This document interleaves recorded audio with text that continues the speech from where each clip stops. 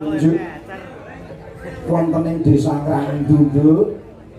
Iya mak iya. Kula nuwun ugi matur panuwun. Iya. Saderengipun ingkang kula hormati menika pripun Bapak Kepala Desa ing desa Krangdunduk. Ya, ugi pangkatipun sedaya kula nuwun Nduk. Iya mak iya. Mugi-mugi amberkahi sedaya. Iya. Duk, iki mono acat lan niat ipun nggih menika panjenenganipun Bapak Jelmani Ibu Kati sakeluarga sedaya ngono. Dene nyowanake aku lan kowe kabeh sak brayat sak rombongan. Iya ya Pak. Hajat lan yati nggih menika njemukaken ingkang putra ngono. Mbak Evita ugi Mas Davan Nduk. Iya. Tengene gelar kelir ugi sarombongan yo Mak. Iki mono nadar utawa ucap unek-uneke panjenenganipun nggih menika Bapak wis didipondo nalika samono.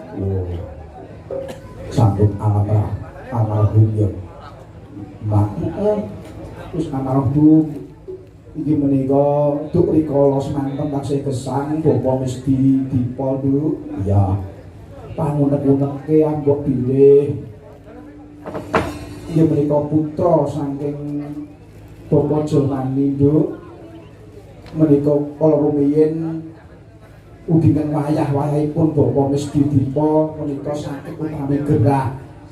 Nandang gerah. Menika dipun tanggapaken nggih menika Petrukipun Marsudi Bawa Laksana. Kula alhamdulillah ingkang wayah sempul dadi batur dibebarengake nggih menika jenenge pinanganten Mbak Evita ugi Mas Davan Nduk. Ngono dadi lan kelep iki dibarengake kelawan pinangantene ingkang rayi iki adine ngomong Mbak Evita ugi Mas Davan. Mula matur panuwun dipun jenengane sedaya nimbali kawula sedaya sak rombongan. Iya. Lan ngene ya Nduk muga-muga upata nadar ujar panjenenganipun Bapak mesti ugi nggih menika Bu Janem Nduk. Ngono ya Mak. Bu Janem sak warga namung ngantos wonten tembung wali bisa sampurna ing bengi katitik wis bisa gelar kelir aja matur tembung wali. Mula alhamdulillahirabbil alamin ujar nadar wis keluari yang bengikin Nduk. Tadi kenalus ana umat luar ya Mak. Sampun alhamdulillah dipeluari. Alhamdulillah rabbil alamin. Mugi-mugi saktosipun panggih rahayu jeneng sami kala tansah bagas rasen lariyah, tansah berkah barokah keluarga, rezeki tambah kathah, manfaat maslahah ibu badan akhirah. Allahumma amin. Alhamdulillah. Apa Mak? Dene dongane awake dhewe pamujine awake dhewe kagum tripun menika Bapak Jelmani Ibu Kati Nduk. Iya. Tebih saking sukesake tebih saking panggoda marencana sumingkir siwas kabeh trima lir boyo terwikara lir sengsara coba terbencana. Allahumma amin. Dados wae ingkang badatu koyo batu barobun kubur. Dadi penganten Mbak Evita dan Dava sakinah mawaddah lan warahmah. Allahumma amin. Lho apa? Ayo iki ana wektu Nduk. Kripik gendang kripik telo sithik edang watung diwaratakake. Iya. Ditanjakake kaya napa Nduk? Iki mono tak kenalake. Ya, ora warang kono kabeh.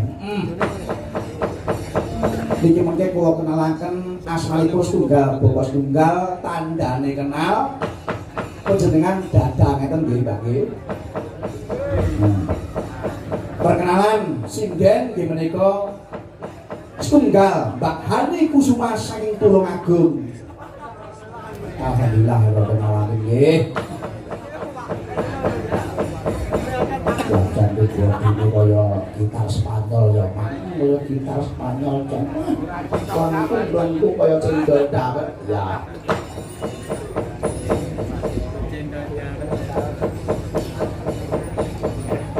Nggih. Tesih kuliah nggih Mbak Hani. Alhamdulillah rabbil alamin itu saking Mbak mugi saged terus lulus. Nggih. Kuliahipun wonten pundi Mbak Hani? Wonten Universitas Terbuka Malang. Alhamdulillah wonten Malang nggih. Alhamdulillah mugi-mugi sukses. Amin. Kanggo elok tenan.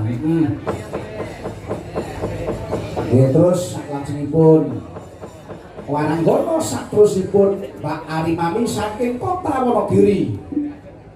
Alhamdulillah kanggo elok tenan. Iya. Obahe ngarep tok, mrene ora. Nggih Mbak Arimami. Iki tesih kuliah Mbak Arimami. Napa sampun sudah? Sampun wisuda. Alhamdulillah. Nggih, luar biasa nggih. Saking Wonogiri terkenal tiwule. Mendul kaya tiwul. Ini kados tiwul kula ki mendul-mendul. Ning tiwul putih kok.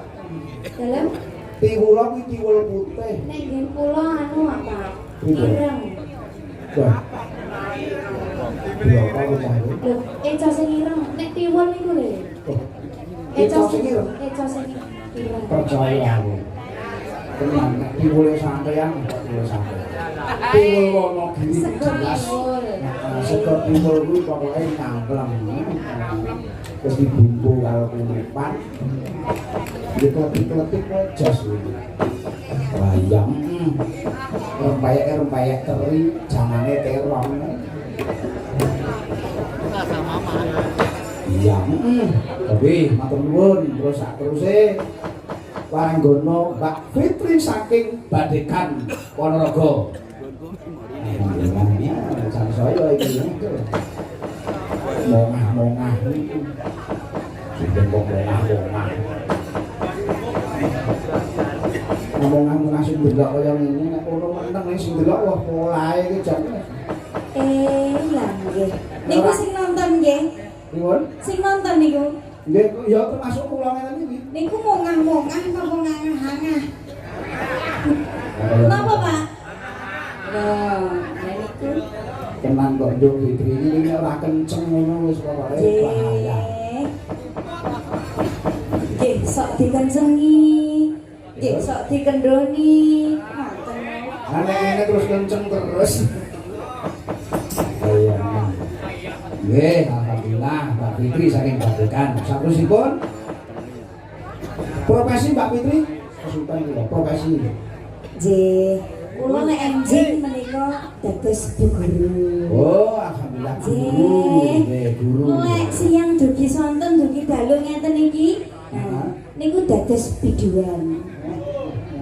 Nggih, lek enjing nika ingkang kula rumat menika TK. Oh. Taman kanak-kanak. Nah, lek nek dalu ngeten iki nggih sami TK-ne. Oh, nggih. Ning nggih benten jurusane. Pokoke intine Mbak Fitri iki pengajar to. Nggih, alhamdulillah. Lah kae si guyu kae yo murite kae. Kae ora pengajar ning kurang ajar. Sing kae taman kaplak-kaplak. Nggih. Nggih matur nuwun Mbak Fitri. Terus sakurusipun nggih menika Mbak Venezuela. Mbak Sela. Luar biasa, bocah kene guyu wis kaya bilang ngablek kaya ngono. Kowe tak kempit-kempit to. Apa Duk? Ampun ampun. Wong urung tak kapak-kapake kok ampun. Ndak meneh tak kapak-kapake. Nek belajar yo ya belajar. Pokoke belajar kendel nggih. Terus sekolah. Kelas pinten Cahayu? Kelas 3 SMP. Loh. Telu SMP. Ini harus gede lho. Dari apa-apa harus gede ya SMP. Ini sing tak maksudnya gelegermu wis saka ngisor sampai tekan dhuwur iki kok iso. Masya Allah. Kok wis gede ngono maksudku ngono. Ya ya pokoke intine ndungake sukses ya Mbak Cahayu. Dadi pokoke Cang Waranggono iki pokoke sing kendel. Suwane ngisin. Nek sing teng ora ngisin-ngisini ya. Jangan luar biasa. Terus menika Mbak Mutiara. Alhamdulillah. Mereka saking Badekan Ponorogo Mbak Mutiara. Kira-kira sing iki nggih dikapak-kapak nih, Mbak. Ora sih. Ya sing sabar to, Mbak. Wong kuwek iki apa lho? Niki yo gromong tok kok. Enek yo meneng ora enek yo. Kok ngomong bulan ya. Ya nek gawe terus. Ngawur kok pas. Ini yo Ngger yo. Sing penting iki mau karek umuke wong tuwa iki lho. Menan. Isine blas. Yo kok iki kudu ngobor ya.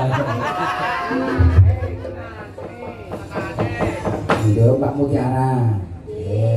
Tasih sekolah kuliah? Tasih. Kuliah. Wonten ing Solo nggih. Nggih. Wonten ing Surakarta semester Semester 5. semester 5. Kok kula mboten dirayu-rayu kados wae. Wah ini ya wis Kula cemburu lho ya. kok cemburu dah. Aduh cara ayune enak ini. Enak.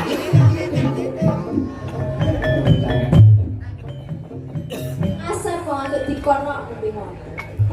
Ya jamono wong kaping mangke. Sing penting ki bapake utuh lho. Wis to utuh. Budal utuh mulih utuh sing penting. Matur panuwun Mutiara. Cobi saterusipun menika namipun Mbak Tinar saking Kota Wonogiri. Nah, kuliah Mbak. SMP. Kula menika mboten namung kuliah, Loh, terus ya PAUD, ya SMP, komplit nek kula niku. oh samane pengajar nek. Tukang ngajar. Diajar nek. Jenengan mboten tekok tiwule pripun ngeten Wonogiri. Ya pancen lho, kan pancen nyoto. Nek tewa weton Wonogiri. Kuwi mesti ya empuk, mesti ya wajan nyunyur nek tewa. Nek tiwul ya tiwul Wonogiri. Ah, Mboten tekok ireng apa kuning. tiwul kuwi ireng apa kuning, Mbak? Ireng sore. Hah? Iki Jujur jale. rupane Eh, yo. ngono. Sapa sing jujur bakale makmur. Jujur jale. Tiwulmu ireng apa kuning, Mbak? Nek jujur kuwi bakal makmur. Loh. Jare Mbah Nen kok ireng. Ning kok biru piye to iki? Ya ora ireng, ya ora kuning. Terus Blorok. Jare pake blorok niku lho. aku malah Kok enek tiwul ke blorok niku lho, Pak. Iso. Iso lirik-lirik ngono. tiwul sing merawut. Ya rodok tepung. Nah, alhamdulillah sing enake ngene. Matur panuwun. Matur suwun. Jos pokoke jos. Malerek. Larek. Menika wis tak kenalke Kanjeng Mami. Jare rasah ngoten kok. Ketok ora kelegan atine iki wau. Rasah. Ora apa-apa. Kalau Kuwi nyuwun. Kanjeng Mami iki kuwi. Enak ya kuwi ora enak ya. Golek. Ya kok iki ngopo ya. Ben awet Wes batur. apa-apa. kaya ngono sing kena diklotik. Nggih. Duk, apa yo iki sak teruse. Dijulake bintang tamu. Bintang tamu. Pelawak Nduk.